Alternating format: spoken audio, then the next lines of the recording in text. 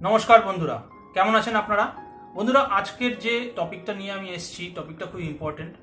positive pay system টপিকটা কি পুরো ব্যাপারটা আমি আপনাদেরকে ভিডিওতে দেখাবো বলবো বন্ধুরা যদি আপনারা আমার চ্যানেলে নতুন হয়ে থাকেন তাহলে প্লিজ আমার চ্যানেলটা সাবস্ক্রাইব করে নিন একটু ভিডিও ভালো লাগলে লাইক করুন বন্ধুদেরকে শেয়ার করুন হোয়াটসঅ্যাপ গ্রুপে শেয়ার করুন আমার পুরনো ভিডিওগুলো না দেখলে একবার দেখে আসুন কাজের ভিডিও বানাচ্ছি বন্ধুরা উল্টো পাল্টা ভিডিও আমি বানাচ্ছি না সময় নষ্ট করব না আপনাদের সেই জন্য কাজের ভিডিও বানাচ্ছি তো বন্ধুরা চলে আসছি টপিকে টপিকটার নাম হলো positive pay system positive pay সিস্টেমটা কি আপনি চেক নেন বা দেন দুটো কাজই আপনাকে করতে হয় যদি মনে করুন আপনি কাউকে চেক দিচ্ছেন তো সেই চেকটি সে কি করবে সে তার ব্যাংকে গিয়ে জমা করবে মনে করুন আপনার অ্যাকাউন্ট হচ্ছে ইউনিয়ন ব্যাংকে আপনি একজনকে চেক দিয়েছেন যার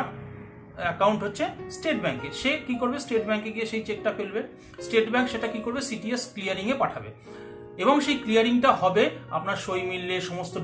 ডাটাগুলো মিললে তবে গিয়ে চেকটা ক্লিয়ার হয়ে তার অ্যাকাউন্টে টাকাটা ঢুকবে আপনার অ্যাকাউন্ট থেকে টাকাটা ডেবিট হয়ে যাবে কিন্তু বন্ধুরা মনে রাখবেন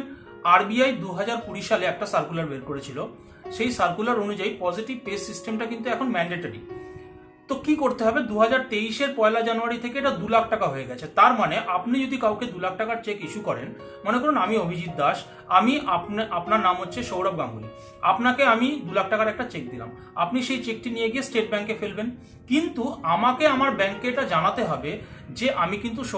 মিস্টার সৌরভ গাঙ্গুলিকে 2 লাখ টাকা চেক দিয়েছি স্টেট ব্যাংকের এই ডিটেল দিয়েছি এই অ্যামাউন্ট এই তার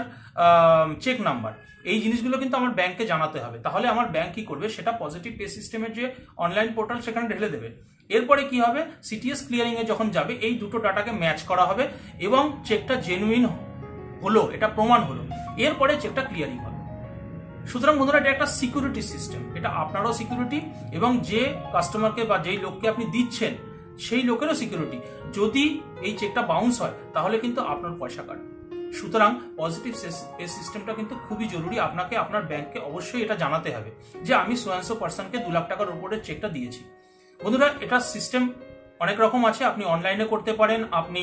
মোবাইল ব্যাংকিং এর থ্রুতে করতে পারেন আপনি অফলাইনেও করতে পারেন অফলাইনে মানে ব্যাংকে যাবেন ফর্ম ফিল আপ করবেন সেভাবে জমা করবেন বন্ধুরা যদি আমার এই ভিডিওটা 50টা লাইক আসে আপনারা আমার 70 জন সাবস্ক্রাইবার হয়ে গেছেন যদি 50টা লাইক আসে তাহলে আমি অনলাইনেরটা আপনাদেরকে দেখিয়ে দেবো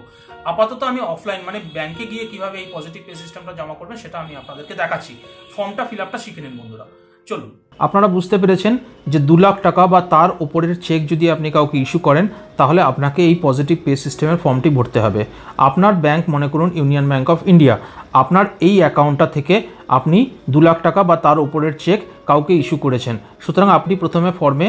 ওই অ্যাকাউন্ট নাম্বারটি লিখবেন যে অ্যাকাউন্ট থেকে আপনার টাকাটি ডেবিট হবে এরপরে আপনি কাকে ইস্যু করেছেন তার নাম লিখবেন মনে করুন আপনি সৌরভ কুমার শর্মাকে ইস্যু করেছেন সুতরাং তার নাম লিখবেন এবার মনে করুন আপনি একটি চেক দিয়েছেন তাহলে একটি চেকের ডিটেলস ভরুন এখানে চেক নাম্বারটি লিখুন তার ডেট লিখুন তার অ্যামাউন্টটি লিখুন যদি আপনি 3টে চেক ইস্যু করেন তাহলে 3টেরই ডিটেলস দিন